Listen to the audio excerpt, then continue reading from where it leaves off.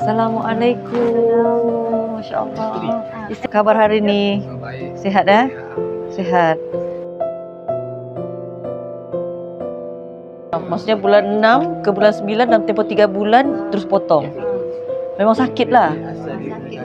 La haula wala quwata illa billahil aliyil azim. Subhanallah.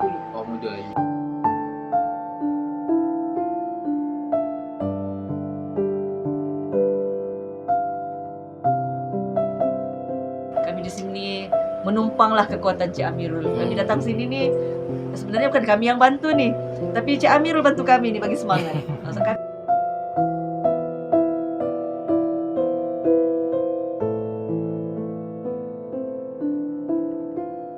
Bismillahirrahmanirrahim. Assalamualaikum warahmatullahi wabarakatuh. Alhamdulillah, kami berada di mana sekarang?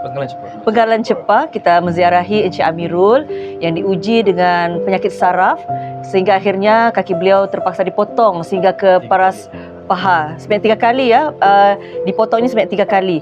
Dan alhamdulillah kami hari ini datang membawa kerusi roda elektrik untuk kegunaan Encik Amirul, dan kita doakan mudah-mudahan dengan adanya kerusi roda elektrik ini yang bernilai RM4,900 hasil daripada bayaran zakat penduduk di wilayah Persekutuan. Alhamdulillah, kita doakan mudah-mudahan boleh memberi manfaat kepada keluarga, memudahkan pengurusan perjalanan Encik Amirul dan juga memudahkan rawatan di hospital.